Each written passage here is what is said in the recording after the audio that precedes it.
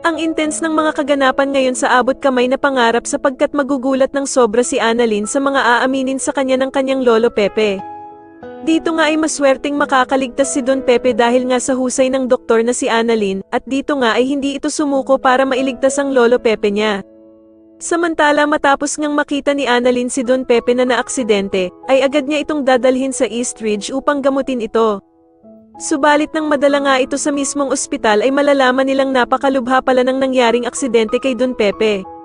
Samantala sa gitna ng gamutan kay Don Pepe ay magkakaroon naman ng malaking pagtatalo kila Doc Carlos at Annalyn kung anong surgery nga daw ba ang dapat na gawin sa kanyang lolo Pepe. Dito nga ay magmamatigas si Annalyn sa gusto niyang dapat gawin kay Don Pepe dahil sa hindi na nga daw siya makakapayag na maulit ang nangyari sa ninong Cromwell niya at gagawin niya nga daw ang lahat para maligtas ang kanyang lolo Pepe. Subalit sa kasamaang palad naman sa gitna ng operasyon ay mahahalata nila Doc Lyndon at Doc Carlos na nanginginig ang mga kamay ni Annalyn. Kaya naman ay agad siyang tatanungin ni Doc Lyndon kung kaya pa nga ba daw nitong ituloy ang pag-oopera niya sa kanyang lolo Pepe. Ngunit matapang nasasagutin naman siya ni Annalyn na kaya niya nga daw na ipagpatuloy ang pag-oopera niya sa lolo niya at dagdag pa nga niya na hindi siya makakapayag na hindi niya ito maligtas.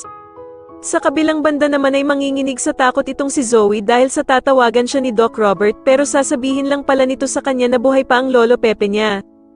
Kaya naman ay sobrang magpapanik ang mag-inang Zoe at Moira dahil sa nalaman nga nilang buhay pa pala ang tinulak niya sa bangin na si Don Pepe. Pero dito nga ay palalakasin ni Zoe ang loob ng ina niyang si Moira na maliit na nga lang daw ang chance na mabuhay si Don Pepe kahit na operahan pa daw ito. Samantala ay pupunta naman sa East Ridge sila Zoe at Moira para mag-obserba kay Don Pepe at dito nga ay magpapanggap sila ng mga inosente. Pero agad naman silang susugudan ng galit na si Doc Robert at dito nga ay papaaminin niya ang bruhang si Moira kung kasabwat ba daw nito si Balahaje sa pagkidnap sa ama niyang si Don Pepe. Sa tingin niyo mapaamin kaya ni Doc Robert ang bruhang si Moira tungkol sa naging aksidente ni Don Pepe o makagawa na naman ito ng paraan para lumabas na inosente silang mag-ina? Mas lalo na nga talagang nagiging exciting ang mga susunod na kaganapan kaya naman ay mas lalo pa nating abangan ang mas lalong gumigandang abot kamay na pangarap. Maraming salamat po sa inyong panonood at sana po ay masubscribe niyo ako. Maraming salamat po.